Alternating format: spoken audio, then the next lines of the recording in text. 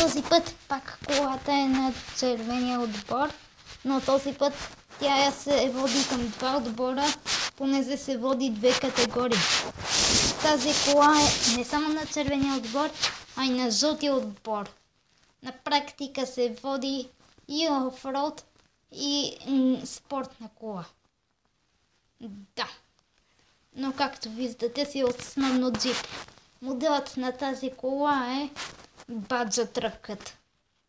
Честно, аз не харесвам много този модел, но все пак не, аз съм го искал, а го получих като подарък от един мой съученик. Да.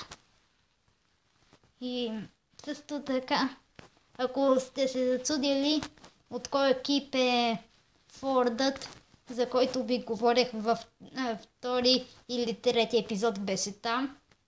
Фордът лично си е към зеления отбор, който се води състезателен.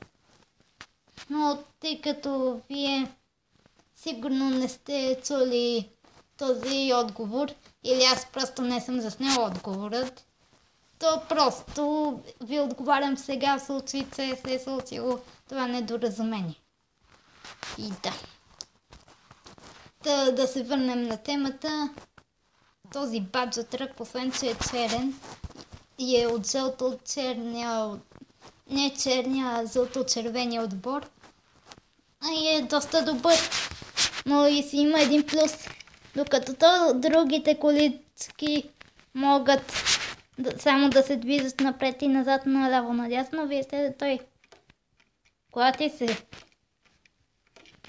напред, назад, докато вижте тази кола от първи епизод. И натискаш, нищо не става. Накъдето и да натиснеш не се клати. Докато тази клати се. Виждате ли плюсе? Че така, въпреки че дизайна не е баш хубав, е много хубава кола. Особено ако пистата ви е много стръмно направена. Просто, да, казвам ви, хубава кола е. Ако се чудите защо ми е изцапа на ръцете, писах си ми калка по-рано. Но това са странични детайли. Да.